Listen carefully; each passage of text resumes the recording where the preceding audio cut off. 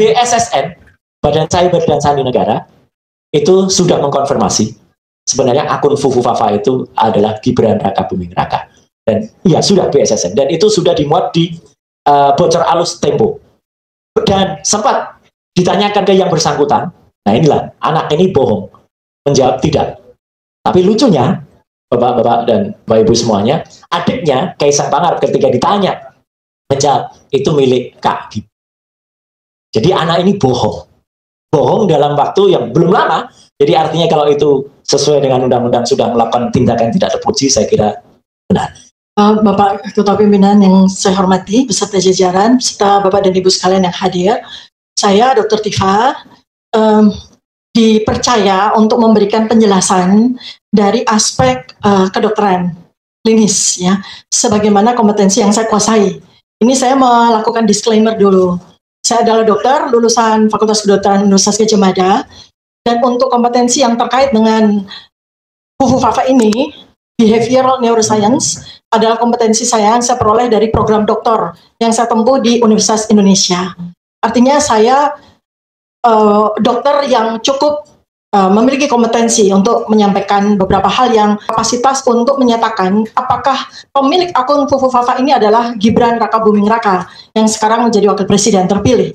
Saya hanya menyoroti dari aspek klinis apa yang saya temukan dari yang saya lakukan riset, saya lakukan analisis terhadap cuitan-cuitan dia di dalam akun Fufu Fafa yang mengindikasikan, yang saya lakukan assessment bahwa pemilik akun ini memang mengalami problematika dari sisi psikiatri, dan itu jelas terlihat dari serangkaian cuitan-cuitannya yang konsisten. Artinya kalau sebuah gejala klinis itu dilakukan secara konsisten, maka kita patut melakukan assessment. Artinya tersangka. Kalau dalam bahasa kedokteran klinis adalah suspected. Kita belum bisa menegakkan diagnosis karena menegakkan diagnosis psikiatri itu membutuhkan waktu yang lama. Pengamatan, observasi, wawancara itu dilakukan berbulan-bulan untuk bisa menegakkan diagnosis apakah seseorang itu tegak diagnosis sebagai penderita gangguan jiwa atau tidak. Jadi, kalau ada orang bertanya kepada saya, mengapa seandainya pemilik akun Fufu Fafa ini adalah memang Gibran Raka Buming Raka, mengapa lolos tes kesehatan pada saat dicalonkan sebagai cawapres waktu itu? Maka jawaban saya di sini adalah tidak mungkin sebuah diagnosis tegak atas gangguan jiwa dilakukan pada saat waktu yang amat sangat singkat ketika yang bersangkutan itu menjalani pemeriksaan kesehatan di rumah sakit yang ditunjuk. Karena pada waktu itu saya yakin bahwa alat yang dilakukan untuk melakukan penilaian kesehatan termasuk kesehatan jiwa itu tidak cukup signifikan untuk melakukan penegakan diagnosis apakah yang bersangkutan mengalami gangguan kejiwaan atau tidak. Nah, karena itu maka saya di sini sampaikan beberapa indikasi saja ya, artinya beberapa indikator dari cuitan-cuitan Fufu Fafa ini yang saya yakin bahwa teman-teman sejawat psikiatri, seandainya mereka diberikan kesempatan untuk melakukan assessment, observasi, dan ini sangat mungkin dilakukan. Tidak perlu harus kita bertemu dengan yang bersangkutan dan wawancara, tapi kita melakukan sebuah analisis terhadap tulisan-tulisan seseorang, itu kita bisa membuat sebuah indikator-indikator bahwa yang bersangkutan ini kita bisa teruskan, kita bisa jalankan untuk melakukan pemeriksaan kejiwaan secara lebih lanjut. Saya berikan contoh dua saja untuk pengetahuan kepada bapak-bapak dan kepada kita semua. Ada dua yang jelas ini menunjukkan adalah sebuah gangguan jiwa tipe ya, schizophrenia, tipe schizophrenia ya. Jadi ada satu yang dia tweetkan, yang dia tuliskan, dan ini menarik karena ada waktu-waktu tertentu ya, ketika seseorang itu mengalami gangguan hormonal yang berkaitan dengan psikiatri. Jadi dia menulis tanggal 21 Juni 2014 pukul 23.51. Penderita gangguan jiwa itu susah tidur. Dan dia mengalami sebuah peningkatan ekskalasi hormonal pada saat justru tengah malam. Jadi aktif-aktifnya itu tengah malam gitu, ya. Nah, dia menulis di sini. Saya lagi membayangkan Prabowo mendaki Semeru. Ya, ini saya buat sebuah analisisnya ya untuk contoh. Jadi terus pas nyampe di puncak dia mengibarkan bendera merah putih. Nah, ini saja sudah menunjukkan inkoherensi, flight of idea yang sangat khas pada penderita schizophrenia. Kemudian dia berteriak, titik kembalilah ke pelukanku, itu flight of idea lagi. Jadi dia membayangkan karena dari konsistensi cuitan-cuitan dia sangat menghina Pak Prabowo ini sebagai seorang duda, cerai, ya, itu dia terobsesi dengan hal tersebut. Bagi dia, posisi Pak Prabowo duda dan cerai itu adalah sesuatu yang hina. Karena itu dia terus-menerus secara konsisten dia tampilkan itu dalam cuitan-cuitannya.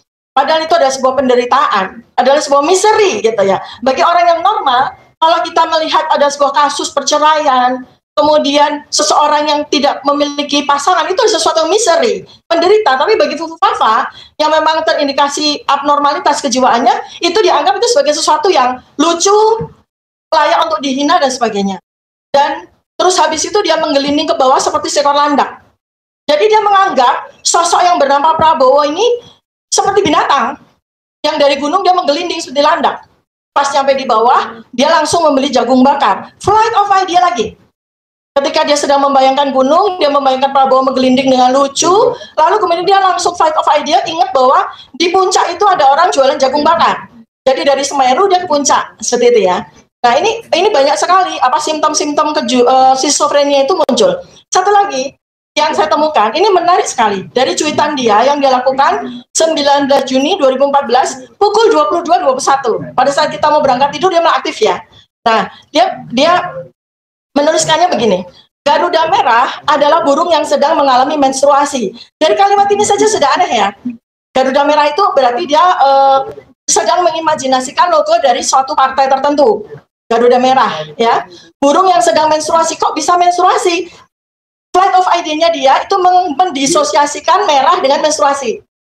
Kan ini aneh ya. Garuda merah, burung sedang menstruasi. Segera beli pembalut biar nggak bocor.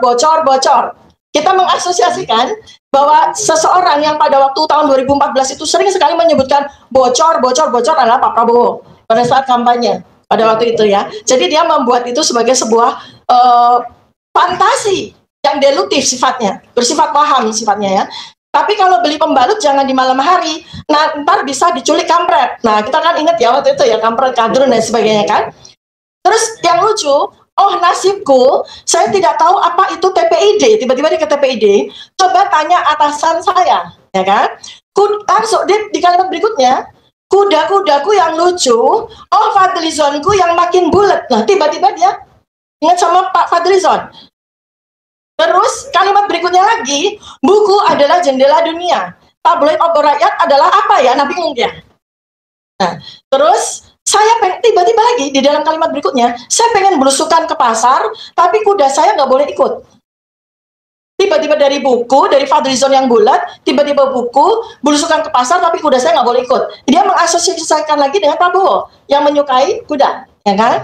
Terus besok ya debat cawapres aja kan, ya udah saya tidur di rumah aja. Kalimat berikutnya, bingung mau ngirim cendol ke siapa, kirim ke saya saja aja. Coba dari satu paragraf aja jelas menunjukkan sebuah kompleksitas kejiwaan yang ini kalau kita baca ribuan kalimat-kalimat yang dia cuitkan, kurang lebih 5.000 ya, yang sudah dihapus ada 2.100, kita akan jelas bisa melakukan penegakan diagnosis seseorang ini menderita schizophrenia jelas. Kalau perlu dikirim ke rumah sakitnya ayahandanya Pak Roy Suryo, Rumah Sakit Jiwa Puri Nirmala, karena saya yakin bahwa ini akan tegak diagnosis. Nah, saya ingin menyampaikan bahwa tidak hanya soal perbuatan tercela, karena perbuatan tercela secara undang-undang itu layak sekali untuk menjadi pasal pemakzulan. Tetapi buat saya adalah yang lebih mengkhawatirkan lagi, yang lebih bahaya lagi adalah apabila seseorang tersebut memiliki sebuah jabatan yang amat sangat penting bagi kelangsungan dari negara, bangsa, dan keselamatan dari seluruh rakyat Indonesia. Bagaimana mungkin seseorang yang jelas menunjukkan ada indikasi-indikasi mengalami gangguan kejiwaan seperti ini dipercaya untuk membuat kebijakan-kebijakan yang berkaitan dengan keselamatan seluruh bangsa dan negara ini. Demikian Bapak pimpinan dan Bapak Ibu sekalian,